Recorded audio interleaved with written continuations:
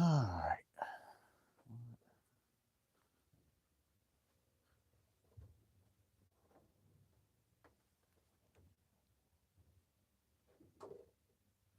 What's up, y'all? What's happening? Can everybody hear me? Make sure you can hear me, just because. Not that sound is really that important, but we're just going to chat a little bit. You're drilling your thumb.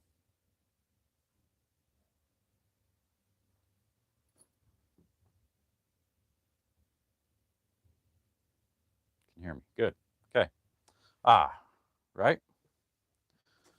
So we got back from actually in Indianapolis. Had some issues with still the same thing back in the day. I guess now that I'm getting back into the bowling ritual, I used to have an awful lot of pain on the side of the thumb here. I've tried different pitches, I've tried all kinds of different things, and it never seemed to go away. And it was never there unless I bowled a lot of games. We bowled 14 games in a day that other day, so I felt some tension there. But the original question came up because of the burn on my thumb from my spare ball. I told him, I'm like, look, my spare ball I've always gripped and ripped, and so I assume that's where that burning is coming from. So he's like, all right, well, have you tried going more forward so you can just kind of hold on to it without gripping it as much as you want? I'm like, yeah, I tried that, and it just doesn't. I don't know. I don't want to go away from something that's worked with my spare game for so long, because my spare game is pretty darn good. So I don't want to break that. But at this point, now I'm still feeling a little bit of that pain. And if it's caused by the spare ball that's causing that pain, it's then affecting my original. Oh, my boy's playing with the computer. Probably should not do that. Hey, don't play with it. It's not a toy. Well, adult toy, but not your toy. Don't touch. Stay away. Sorry, y'all. So anyway, I'm gonna work on trying to get rid of that. So what his recommendation was, we looked at the oval, and he's like, man, your oval is just too tall. And when I look at it and I go to put my hand in and I'm trying to measure my own oval, it doesn't seem too tall. But then when he moves my hand as if I sit the ball in, now it flattens out. He says, no, your thumb should be, the oval should be, like 25 or 30 degrees rather than the 45 degrees that you were. So it's quite a bit different. So when you're that tall, now that you're moving the oval from here to here, and now this part is going to catch more on the thumb because of that. And then as your thumb comes out, you're going to rub off that part. If there's a little bit of bevel there, a little less bevel on that part, you're going to rub on that part of the thumb as well. So he said, let's drill a couple of thumbs, do one at like 25 or 27 degrees, and kind of check a couple of them out and see how they feel. And then if I feel like it just comes off too fast all of a sudden because of what I'm used to, I can go more forward with my pitch because I'm at 0-0. But I'm going to start at 0-0 with it. And I'm going to do this one at red, in a red thumb, just because I want it to be different than the rest of them, because I got a bunch of black ones already. So I want to be able to tell the difference first. So I'm going to do that, which makes my cuts a little bit different than normal. Normally I would just do just 22, moving by 22 degrees each way. Now it's 42 and 20, I believe. Yeah, 42 degrees horizontally and 20 degrees vertically. So I'll get this zeroed out where it needs to be. Go right into the center of it, and we're going to go with my bigger bit size, so 29. All right. Before I get going with this, let's look at some comments to see what anybody's saying. Anybody saying anything important? Good morning, all. Morning. Hello, everybody. Joe, good. I'm glad she 220. That's pretty huge. Good work. A late thumb. Getting out of the ball from what the pro shop told me. And the oil is going over the right thumb hole. Yeah.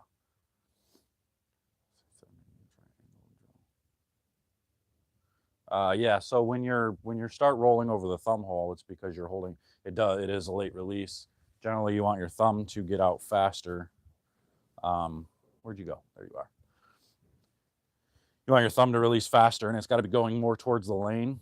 So you start, one of the things that you can try to get out faster is to, when you're standing this way, instead of having your hand rotated, your thumb rotated towards you, really focus on trying to rotate your thumb towards the right wall. If you're right-handed, towards the right wall. If you're left-handed, towards the left wall, and keeping your hand that way as much as possible. So it's like you're going to try and set the thumb down, set your thumb on the lane as you're trying to release it. Okay, all right, let's drill a ball here.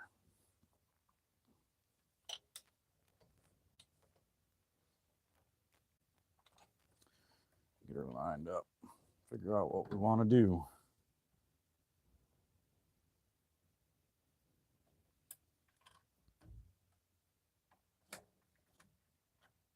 Nothing important here. Just thought I would just go live for a minute.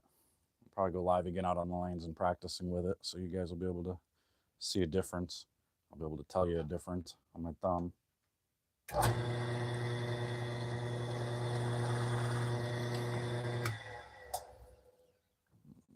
Make sure we are fairly centered. I don't care if it's perfect. That'll be good enough. Some noise here.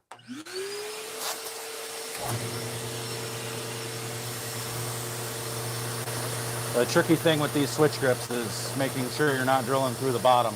Anybody that watched my video on that. That's always the problem people have.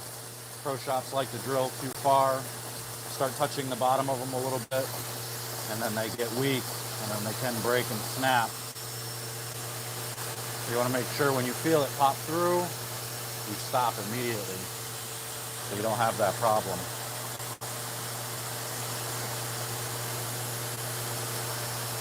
And pay attention to how deep you're going on your press, obviously. So when you do your next couple of cuts, you know where to go. You know when to stop. Right there. Feel it pop through, stop right there. And if I were to show you video, if I were to take the video and show you down in the hole, you'd see that it wasn't drilled into, okay?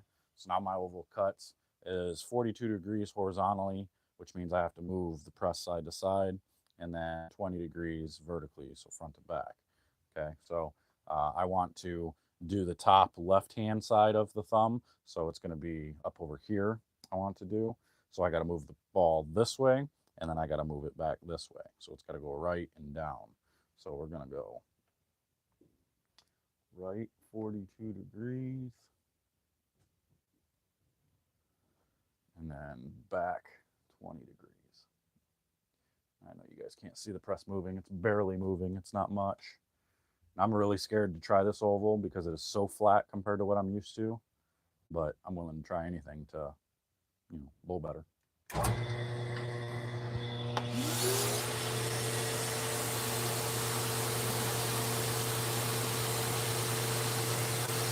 And I always go kind of slow when I'm making my extra cuts because I don't want to create like a cone down. I want it to be fairly clean, smooth.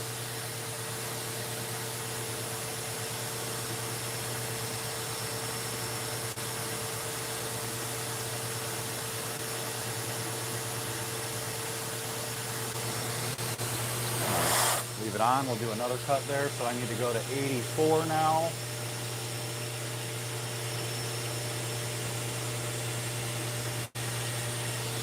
And 40.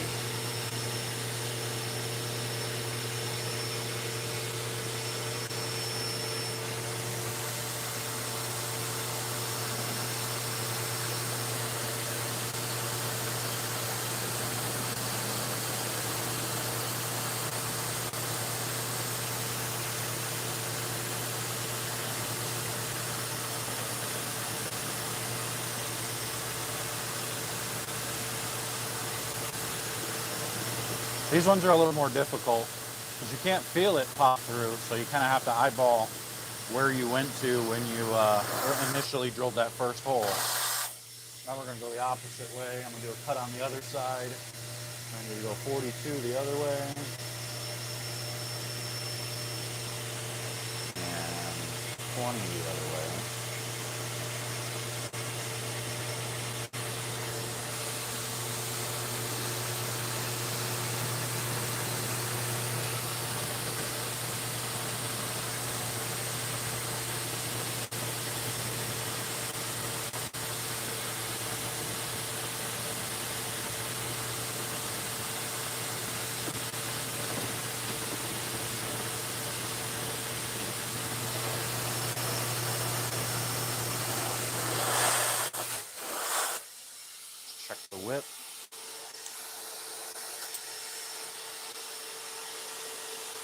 And we'll do one more cut. That makes it an even 4 cuts. I'm going to go 84 on this side. And 40 again. Last cut.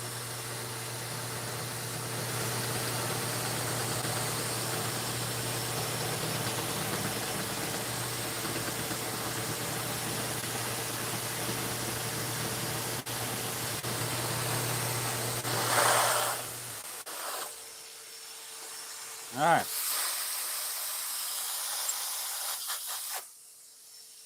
That'll work. So I've made the mistake of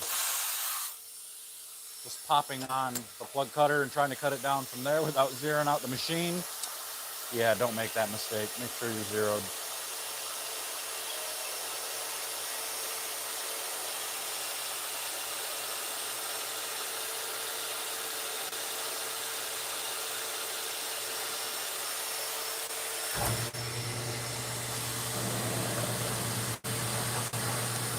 Another trick for these, make sure you don't press down too hard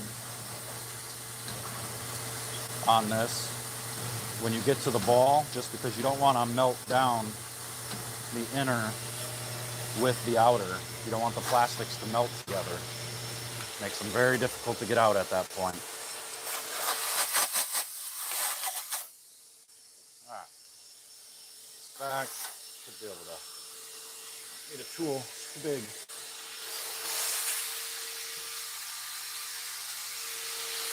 There it is.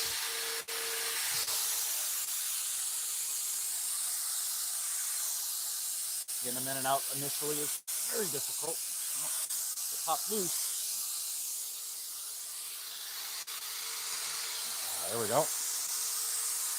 And a lot of it is because of the sharpness on the edge there. Have to sand that down, round it out.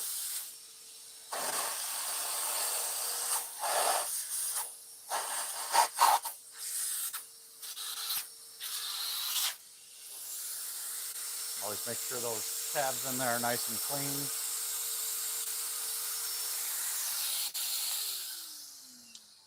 So I like to take some screen to the outside of the inner at the top, screen it down, round it out, smooth it up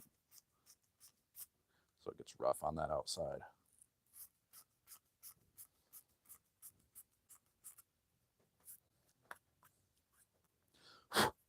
This is going to feel really weird, I can tell. It's so different than what I'm used to. It's either going to feel really weird or it's going to be really good.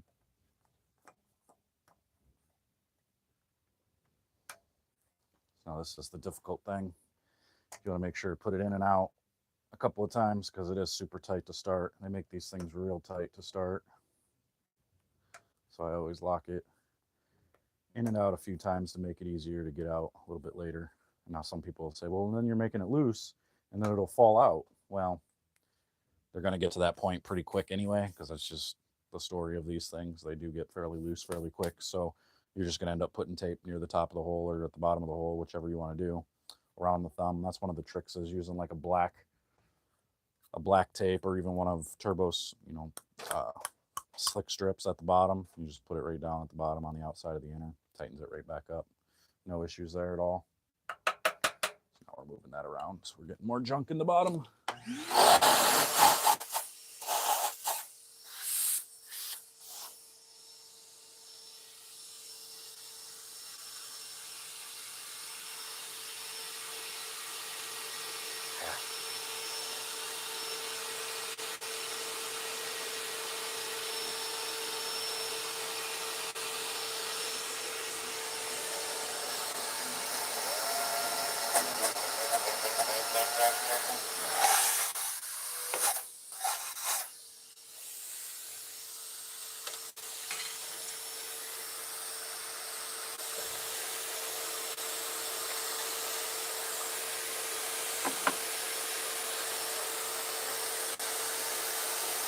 Just a little bit, take some of the sharpness away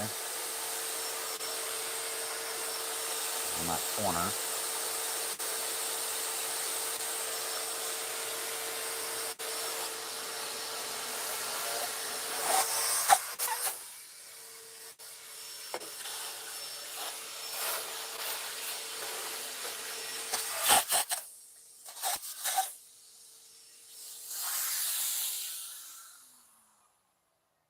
Oh, that feels so weird.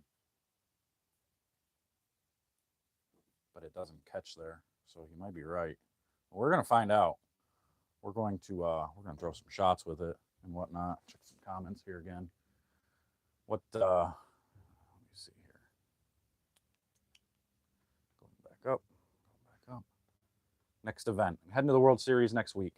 The cool thing is though, my wife got finally called back to start her new job on Monday, which kind of sucks because I already bought my flight. Normally I would just say, okay, I'm not going to the World Series, but I did already buy my flight, so we've got somebody watching the kid. How much are virtual lessons? Virtual lessons I do, there's two different ones. You can either send me a video for 25 bucks. I'll break it down and send it back to you with things you need to work on. Basically, it'll be like I'll have your video on my screen. I'll be screenshotting the screen and be talking about some of the areas that need to be fixed. Or there's a $40 lesson that is a live online lesson where you set up your camera behind the lanes. We get on basically a phone call, a Zoom call, where I can see you and you can see me, and we go through a lesson that way. And then a normal in-person lesson, I charge $55 an hour for in-person lesson if you're around here. My new two-hander, my center hasn't examined my ball oil pattern to determine axis and such. Does this impact dramatically? As a two-hander, it's probably not going to impact you as much, but yeah, I mean, your layout's still going to need to be based on what your numbers actually are. So I would still be trying to get those numbers as much as possible before laying out any more bowling balls.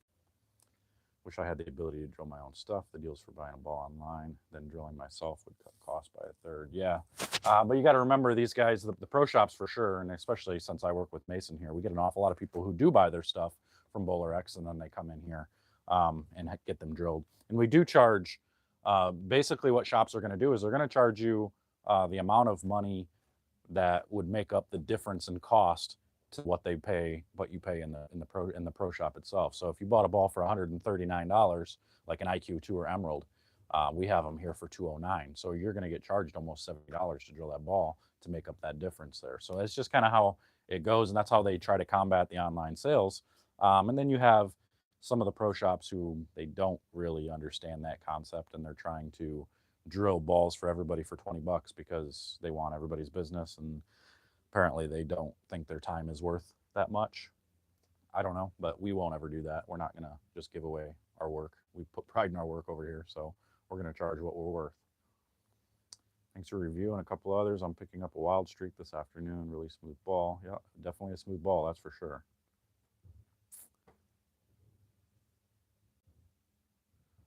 Advice for your daughter in Ohio State school championships. I would just make sure she stays patient.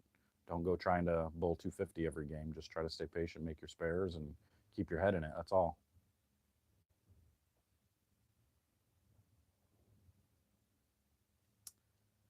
All right, I prefer pin down drill. Let's help my game feel now. Carry a 205. I see you don't drill many balls with the pin down. Well, the only reason my balls don't end up pinned down is because of where my axis is. It's not necessarily that I don't have bowling balls that react as pinned down. It's that I don't have bowling balls that actually look pinned down. Like when you look at this one's almost pinned down. This one's basically pinned down. It's not, but it's pretty close. But because my axis is an inch up, it makes it difficult for me to get to that type of, pin down layout you're talking about. So people put too much emphasis on actually talking about whether the pin is above their fingers or below the fingers. It's not so much about that. As long as you're doing it based on your axis, you're getting simple, you're getting the type of reaction you're looking for. So a pin up ball for you could be the same type of reaction as a pin down ball for me. It just depends on what your axis is occurring in mind. So I'm going to get off here for a minute, guys, and then we're going to go out on the lanes, and then we will go live out there trying out this new thumb. So I'll pop back on here in a minute. So just stay tuned, and we'll see you guys in a little bit. I'll show you what it looks like out on the lanes.